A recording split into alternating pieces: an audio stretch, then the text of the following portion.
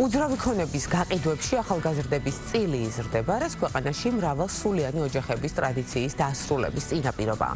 Galten-Tagartში ამბობენ, რომ ოჯახის საშუალო ზომის შემცირება და ურბანიზაციის ზრდა თბილისში წლიურად დაახლოებით 10,000 ბინაზე ქმნის მოთხოვნას. საინვესტიციო ბანკის ცნობით, მთლიანობაში თბილისის უძრავი ქონების ბაზარზე მოთხოვნას ორი ძირითადი ფაქტორი განაპირობებს. პირველი საჭიროებაზე დაფუძნებული შენაძენია, რომელსაც ფუნდამენტური ფაქტორები განსაზღვრავს, მეორე კი საინვესტიციო შენაძენი, რომელსაც ქირით მიღებული შემოსავალი და კაპიტალის ნამატი განსაზღვრავს.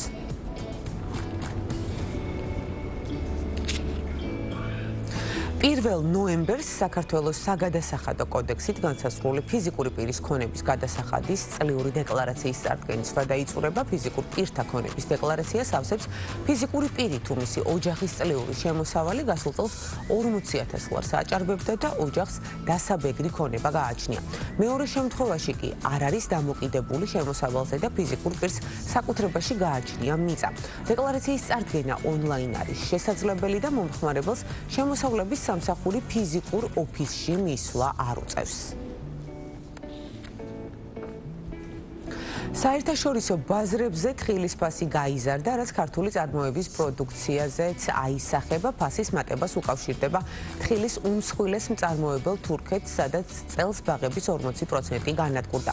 დეფიციტმა კი პროდუქტი გააწვირა. ამ დროისთვის კილოგრამი მაღალი ხარისხის თურქული თხილის საექსპორტო ფასი 15 ევრომდეა, ქართული კი 14 ევრომდე, რაც გასულ წელთან შედარებით გაორმაგებული მაჩვენებელია. სოფლის მეურნეობის სამინისტროს მონაცემებით 2025 წლის 1 აგვისტოდან 28 სექტემბრის ჩათვლით საქართველოდან ექსპორტზე 3,000 ტონამდე თხილი გავიდა, მიღებული შემოსავალი კი 25 მილიონი დოლარია. ქართული თხილი ექსპორტზე ძირითადად ევროკავშირის ქვეყნებში გადის, ლიდერი ქვეყანა კი იტალიაა. ამერიკის შეერთებული შტატები შატდაუნის რეჟიმში რჩება იმის გამო, რომ წარმომადგენელთა პალატის ინიცირებული მთავრობის დაფინანსების კანონპროექტი სენატმა მე-9 არ დაამტკიცა. შატდაუნი უკვე მე-16 დღეა გრძელდება. კანონპროექტმა დასამტკიცებლად საჭირო 60 ხმიდან ამჯერად მხოლოდ 51 მიიღო.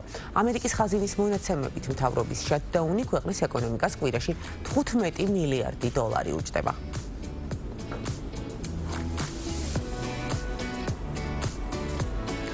თველი 2025 დასასრულისკენ მიდის, არსებული მოლოდინით წელს კახეთსა და რაჭაში რეკორდული რაოდენობის ყურძენი გადამუშავდება. ბოლო მონაცემებით მევენახეობის რეგიონებში კახეთსა და რაჭაში 303,000-მდე ტონა ყურძენია გადამუშავებული. როგორი არ თვალის მიმდინარეობა, რამდენად მნიშვნელოვანია სუბსიდირება და მთლიანობაში როგორ ვითარდება მეღვინეობა ღვინის სამშობლოში, სტუმართან, შუხმან გრუპის გენერალურ დირექტორთან ერთად მიმოვიხილავთ. ნუცა აბრამიშვილთან გარდა თველი 2025-ისა ვისაუბრებთ ახალი მიმართულების უდანაკარგო წარმოების განვითარებაზე, წიფწის ზეთის წარმოებას გულისხმობ და ასევე იმაზე თუ როგორ აერთიანებს კომპანია სოფლის მეურნეობას, ტურიზმსა და ველნეს სფეროს ერთ მთლიან ეკოსისტემაში. ნუცა მოგესალმებით, ძალიან დიდი მადლობა რომ დილიდან ხართ ჩვენი სტუმარი. თქვენთვის საკმაოდ დატვირთულ და აქტიურ პერიოდში და სწორედ რთველი 2025-ით დავიწყოთ ახლა საუბარი, საინტერესოა.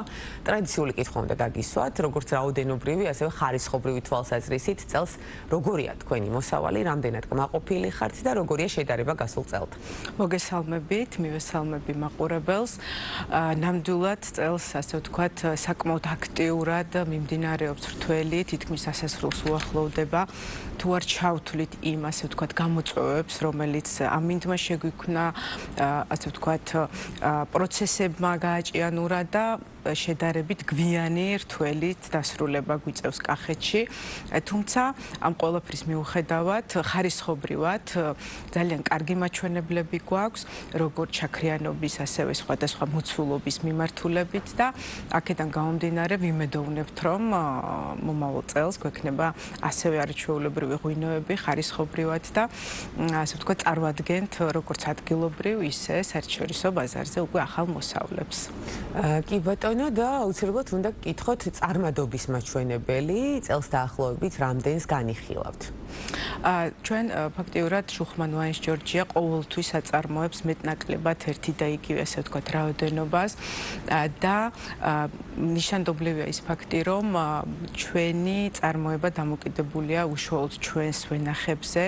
აქედან გამომდინარე, ჩვენთვის უმნიშვნელოვანესია ხარისხობრივი, ძალიან მაღალი ხარისხის თვითონ ვენახის მოვლის პარამეტრები, ასევე ყურძნის მიღება, რომ შესაბამისად ის რაოდენობა და ის ბაზრები დავაკმაყოფილოთ, რომელიც ხარისხზე არის ორიენტირებული და ამ მხრივ 1 მილიონი ბოთლის მასშტაბში ვართ ყოველ წლიდან წლამდე, რასაკვირველია, ზოგი ღვინო ექვემდებარება დაძველებას, დავარგებას და სხვადასხვა ციკლი, მაგრამ საშუალოდ ვინარჩუნებთ ამ ჩვენ ბოლო წლის, ასე ბოლო პერიოდის მიმართულებას.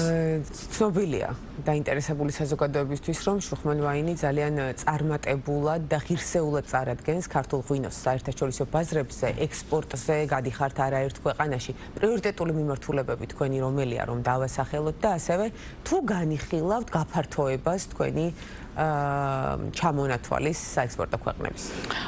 დივერსიფიცირება ეს არის ჩვენი როგორც ქვეყნის, ასევე და სექტორის დიდი პრიორიტეტი, რომელიც დაწყებული გვაქვს, ასე ვთქვათ, ფაქტიურად კომპანიის დაარსების დღიდან. გამომდინარე იქედან, რომ ქართულმა ღვინომ უკვე, ასე ვთქვათ, მოიკიდა ფეხი ამ მსოფლიო ღვინის ინდუსტრიაში, სხვადასხვა ძალიან კონკურენტულ გარემოში, აქედან გამომდინარე რჩება პრიორიტეტად შედარებით წყიდულობით უნარიანი ბაზრები, შედარებით საინტერესო ბაზრები, საიდანაც როგორც სტუმარი გსტუმრობს, ასევე მომხმარებელი ინტერესდება.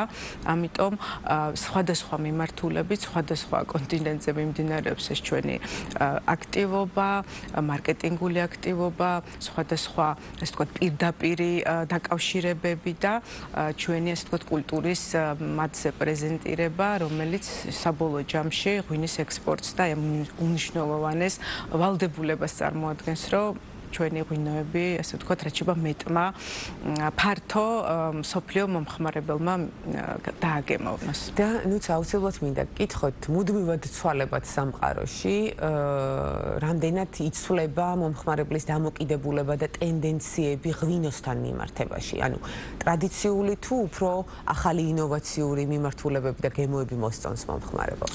რასაკვირველია, იცვლება როგორც ყველა მიმართულებაში, არსებობს სხვადასხვა ტენდენციები, ეგრეთ წოდებული ბაზრის ტრენდები და აქაც რასაკვირველია, საქართველო და ქართული პროდუქტები და ასევე მეღვინეობაც არ უნდა ჩამორჩეს, ამიტომ ყოველთვის ვითვალისწინებთ მომხმარებლის მოთხოვნას, ვითვალისწინებთ თუ რა სიახლე შეიძლება შევმატოთ ამა თუ იმ პროდუქტში და ამ შემთხვევაში ღვინოში, ამიტომ ჩვენც ვცდილობთ, რომ ვიყოთ აი ამ, ასე ვთქვათ, გლობალური ბიზნესის ვაჭრობის ნაწილი, რომელიც არ ჩამოუვარდება კონკურენციას, უწევს კონკურენციას, ასე ვთქვათ, ღირსეულად და ვცდილობთ აი ამ ტრენდის შენარჩუნებას.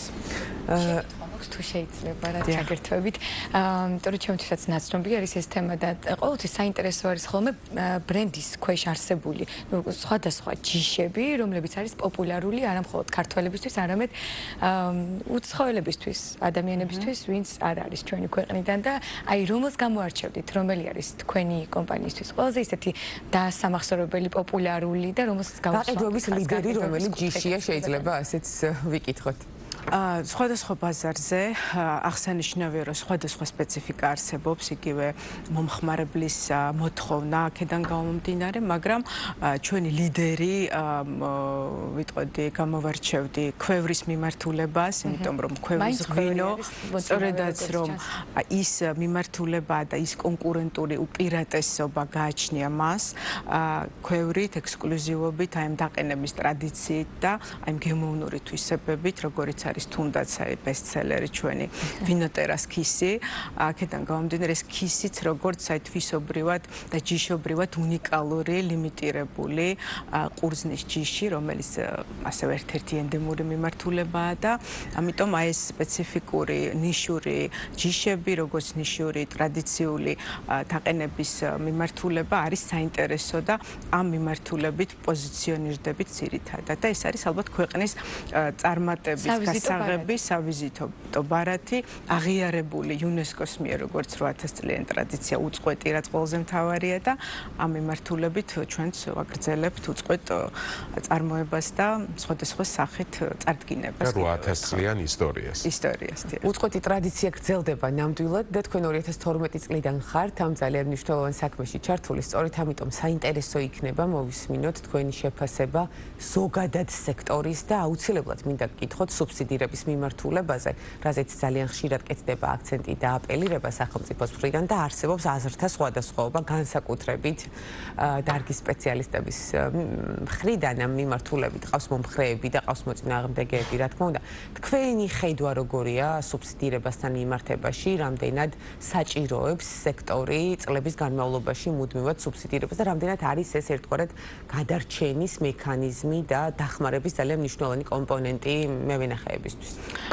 სუბსიდირება ყოველთვის მოიაზრებოდა დროებით ჩარევად, რომ დარგი გამოჯანსაღებულიყო, რომ მომხდარიყო შესაბამისად იმ მონაცემების გათანაბრება მეტნაკლებად და რომ ფერმერს ქონოდა გარანტია, რომ ასე ვთქვათ, მწარმოებელი ყველა შემთხვევაში ჩაიბარებდა და არ დარჩებოდა ჭარბი მოსავალი. ვფიქრობთ, რომ ამ შემთხვევაში შუხმან ვაინს ჯორჯია არ არის მოსარგებლე, არც ყოფილა, იმიტომ რომ ჩვენ როგორც ვახსენეთ, ჩვენი ასე ვთქვათ წარმოების მიმართულება გვაქვს, ის ვენახების მიმართულებით, აქედან გამომდინარე, ჩაბარება ჩვენ კომპანიაში არის ნაკლები წილით, მხოლოდ იმ ჯიშებით, რომელიც არის დასავლეთის აპელაციებში, თუმცა ჯანსაღია ცალსახად მევენახეობა, მეღვინეობა, თუ ჩვენ გადავხედავთ ასევე ქვეყნის სტატისტიკას და ვნახავთ, რომ წლიდან წლამდე სხვადასხვა ბაზრებზე არის ზრდა, თუმცა აქაც რასაკვირველია გრძელვადიან პერსპექტივაში სამუშაო არის, რომ ჩვენ არ ვიყოთ სექტორი დამოკიდებული რომელიმე კონკრეტულ ბაზარზე და მაჩვენებლები შეძლებს დაგვარად იყოს გადანაწილებული, რომელიც არის გრძელვადიანი პროცესი და რიგი ასე ვთქვათ, ღონისძიებები არის ჩასატარებელი ამ მიმართულებით.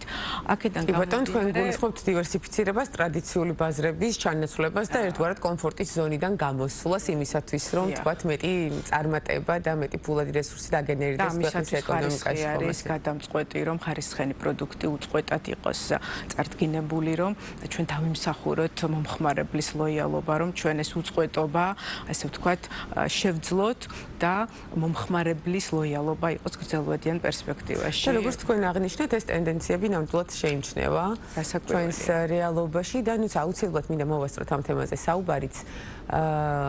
რთველიდან, ღვინიდან და ყურძნიდან გადავინაცვლოთ ახლა ერთ-ერთ შემავალ კომპონენტზე და ვახსენეთ ჩვენ უდანაკარგო წარმოება, რაც მწვანე ეკონომიკის მნიშვნელოვანი ნაწილია და ამ მიმართულებაში თქვენ ხართ ერთ-ერთი მოწინავე ჩვენს რეალობაში აწარმოებთ წივწის ზეთს, რომელიც არის ძალიან სასარგებლო ერთი პირადად მე რაც ვიცი არის ეს. ახლა რომ გითხრათ, რა ტექნოლოგიით აწარმოებთ წივწის ზეთს და როგორ მიხვედით ამ გადაწყვეტილებამდე? უპირველეს ყოვლისა, ჩვენს კომპანიაში მოიაზრებოდა მეღვინეობა, როგორც არა მხოლოდ ღვინის წარმოება, არამედ ღვინის ტურიზმის, სხვადასხვა სერვისების არსებობა, იგივე სტუმართ მასპინძლობა თუ ასე ვთქვათ, გასტრონომიული მიმართულება, აქედან გამომდინარე ველნესის მიმართულება, რომელიც არის ცალსახად სტუმართ მასპინძლობის ერთ-ერთი უმნიშვნელოვანესი წამყვანი სერვისი, რომელიც ზრდის დაინტერესება, ზრდის შემოსავლებს და ქმნის კომპანიას საინტერესოდ.